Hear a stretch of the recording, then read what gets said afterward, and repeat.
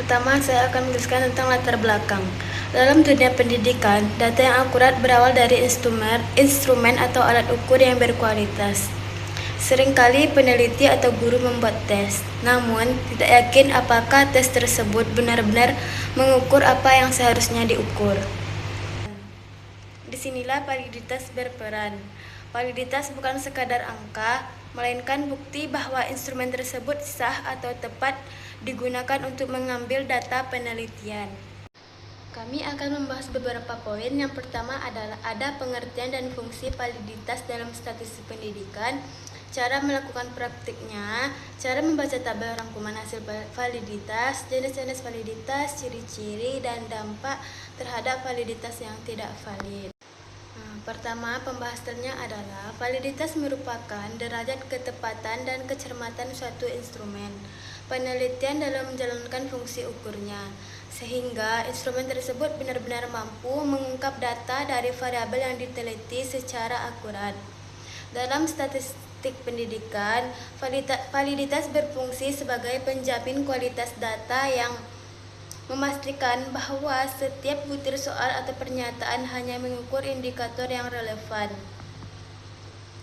menyaring atau mengeliminasi item yang ambigu atau tidak konsisten, serta memberikan legalitas ilmiah terhadap kesimpulan penelitian agar evaluasi belajar siswa bersifat objektif dan dapat dipertanggungjawabkan.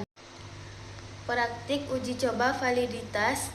Statistik pendidikan biasanya menggunakan teknik korelasi produk moment dari version. Secara teknis, tujuannya adalah melihat apakah skor pada satu butir soal sejalan atau berkorelasi dengan skor total. Ada langkah-langkah praktisnya secara singkat adalah sebagai berikut. Pertama, tabulasi data. Kumpulkan hasil jawaban responden ke dalam tabel. Berikan skor, misalnya 1 untuk yang benar dan 0 untuk yang salah. Variabel X skor setiap butir soal, variabel Y skor total penjumlahan seluruh butir soal. Keterangan dari rumus tersebut adalah N adalah jumlah responden atau sampel, sigma X dan sigma Y adalah total skor butir dan total skor keseluruhan. Sigma XY jumlah dari hasil perkalian skor butir dengan skor total. Sigma X kuadrat dan sigma Y kuadrat jumlah kuadrat dari masing-masing skor. Penghitungan rumus persen. Gunakan rumus perhitungan untuk mencari nilai korelasi, yang dimana rumusnya adalah RXY sama dengan N sigma XY dikurang sigma X dikali XY per akar N X akar N sigma X kuadrat dikurang sigma X kuadrat dikali N sigma Y kuadrat dikurang sigma Y kuadrat. Selanjutnya ada penentuan nilai R tabel. Cari nilai pembanding di tabel statistik atau tabel R dengan ketentuan. Yang pertama, tingkat signifikansi biasanya 5% atau 0,05. Derajat kebebasan, yaitu rumusnya DF sama dengan N dikurang 2. Selanjutnya ada pengambilan keputusan. Bandingkan hasil hitung dengan tabel untuk menentukan status butir soal. Selanjutnya ada tabel rangkuman hasil atau output. Tabel rangkuman untuk memetakan item mana saja yang layak digunakan. Untuk tabelnya dapat dilihat pada PPT berikut. Selanjutnya ada tabel rangkum hasil. Contohnya dapat dilihat pada tabel di dalam PPT. Selanjutnya ada cara membaca tabel validitas. Pertama, pahami dua angka terkunci. 1. R hitung. Angka hasil olah data Anda melalui manual atau SPSS. Selanjutnya R tabel. Angka standar minimal diambil dari tabel R statistik. Logika perbandingan.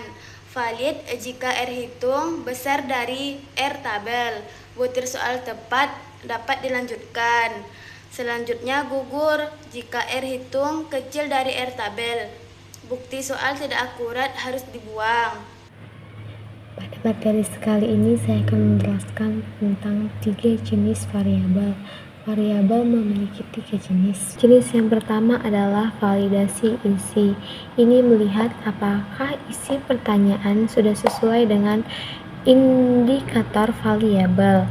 Biasanya dicek oleh dosen atau ahli sebelum angket dibagikan. Kalau isi pernyataan sudah mencakup semua aspek validasi variabel, berarti validasi isinya baik. Kedua, validasi konstruk. Ini melihat apakah pertanyaan benar-benar menggambarkan konsep yang sedang diteliti. Kadang pertanyaan terlihat bagus tetapi sebenarnya tidak menggambarkan konsep yang mendalam. Disinilah pentingnya memahami teori sebelum membuat instrumen. Tiga, atau yang terakhir, validasi empiris. Ini dilihat dari hasil jawaban responden setelah data dikumpulkan. Di sini biasanya digunakan perhitungan statistik untuk melihat apakah setiap jawaban atau setiap item benar-benar berhubungan kuat dengan variabel utama. Kalau hubungannya kuat, berarti item itu valid. Kalau lemah, berarti item itu tidak valid. Selanjutnya saya menjelaskan tentang ciri-ciri jika instrumen itu valid.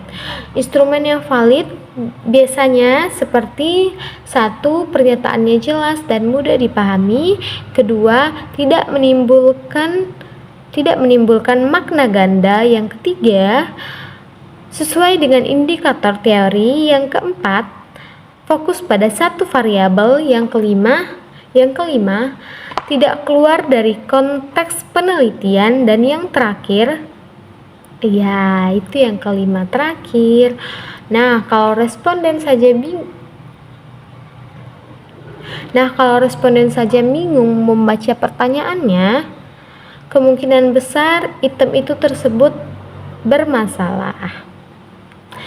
Nah, sebelumnya saya menjelaskan jika instrumen itu tidak valid. Sekarang saya akan menjelaskan ciri-ciri jika instrumen itu valid. Instrumen yang valid biasanya seperti: pertama, pertanyaannya jelas dan mudah dipahami. Kedua, tidak menimbulkan makna ganda. Ketiga, fokus dengan indikator teori. Keempat, fokus pada satu variabel. Dan yang terakhir, yang kelima, tidak keluar dari konteks penelitian. Di sini saya akan menjelaskan tentang dampak jika instrumen tidak valid. Ada beberapa dampak jika instrumen itu tidak valid. Kalau instrumen tidak valid, dampaknya cukup serius dalam penelitian. Misalnya yang pertama, data tidak mencerminkan kondisi sebenarnya. Kedua, hasil analisa bisa menyesatkan. Yang ketiga, kesimpulan penelitian menjadi lemah, lalu penelitian sulit dipertanggungjawabkan secara ilmiah. Itulah sebabnya validitas selalu dilakukan sebelum masuk ke tahap analisis data yang lebih jauh.